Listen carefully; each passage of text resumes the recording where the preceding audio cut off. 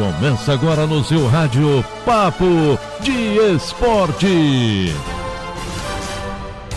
Vamos juntos nessa sexta-feira. Começo falando sobre o caso que envolve Flamengo e Palmeiras. A CBF negou o pedido de adiamento do jogo pelo Flamengo, que agora recorre ao STJD.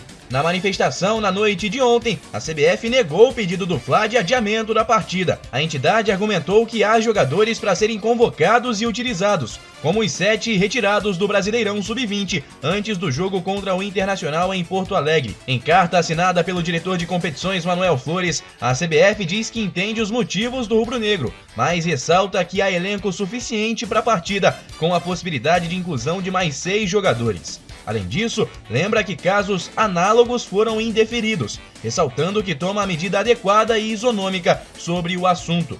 O Flamengo ainda tenta o adiamento no STJD. O clube entrou no início da noite de ontem para tentar adiar o jogo de domingo com o Palmeiras. O jurídico do rubro-negro se antecipou à resposta da CBF e protocolou um pedido de tutela de urgência no STJD para a remarcação da data. Segue a polêmica então. A CBF fala de isonomia para manter a partida, uma vez que manteve jogos de outros clubes em casos semelhantes, e aí o Flamengo foi direto então ao STJD para tentar o adiamento da partida. O Palmeiras fica no aguardo então da decisão, mas tem treinamento marcado e protocolo sendo seguido à risca. Os palmeirenses retornaram de Assunção, no Paraguai, na madrugada da última quinta-feira. Seguindo o protocolo, algumas pessoas da delegação já realizaram testes para a Covid-19 em controle pós-viagem.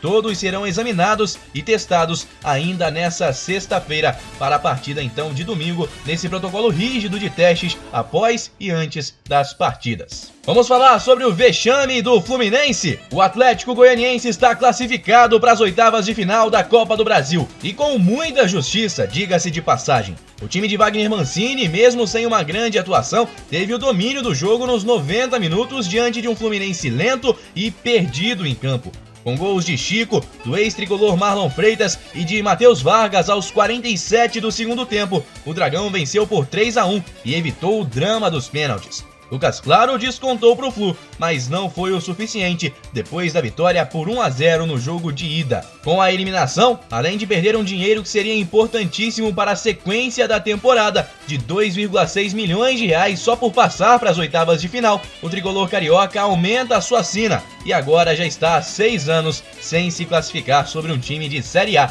na Copa do Brasil. E na volta do time para o Rio de Janeiro, os torcedores protestaram no aeroporto com faixa contra o presidente Mário Bittencourt, o técnico da Helman e o diretor Paulo Angione. No entanto, o grupo não teve acesso à delegação tricolor. O Fluminense, que foi eliminado precocemente na Sul-Americana pelo pequeno La Calera do Chile, e agora sai também precocemente na Copa do Brasil para o Atlético Goianiense. Libertadores da América, o Santos bateu o Delfim fora de casa e está muito perto de se classificar na Libertadores. O Peixe começou bem, abriu o placar com o Marinho e viu um rival ser expulso, mas sofreu um gol no segundo tempo e saiu do sufoco graças a Jean Mota, que entrou e marcou no seu primeiro toque na bola. Delfim 1, Santos 2 e o Santos muito próximo da classificação à próxima fase da Libertadores da América. NBA, LeBron e Davis ofuscam Murray. Lakers batem os Nuggets e ficam a uma vitória da final da NBA.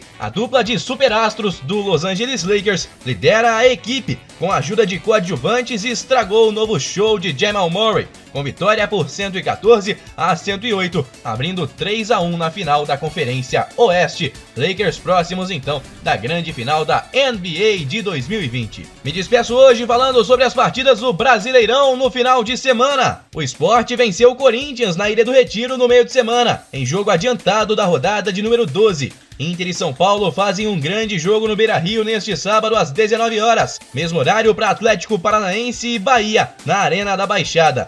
No Mineirão, mais um jogão, Atlético Mineiro e Grêmio, às 9 da noite. Já no domingo, às 11 da manhã, a bola rola para Vasco e Bragantino em São Januário. Palmeiras e Flamengo jogam no Allianz Parque às 16 horas, ainda sob muita incerteza. Ceará e Goiás jogam no Castelão às 18h15, mesmo horário para Atlético Goianiense e Botafogo no Estádio Olímpico em Goiânia. às 8h30 da noite, é a vez de Santos e Fortaleza na Vila Belmiro. E o contestado Fluminense entra em campo no Newton Santos na segunda-feira, às 8 da noite, para jogar contra o Coritiba. Na tabela de classificação, o líder é o Atlético Mineiro com 21 pontos. O Inter tem 20, São Paulo e Palmeiras 18 pontos. Vasco, Flamengo e Sport tem 17. O Santos tem 16, Fortaleza 15, Fluminense 14. Ceará e Grêmio tem 13 pontos. Corinthians e Atlético Goianiense 12, Atlético Paranaense e Coritiba 11 pontos. Na zona de rebaixamento, Bragantino e Botafogo com 10, Bahia 9 e Goiás 8 pontos. Eu te espero na semana que vem com muito mais por aqui. Excelente final de semana. Forte abraço, pessoal. Guilherme Faria para a Rádio Conselheiro FM.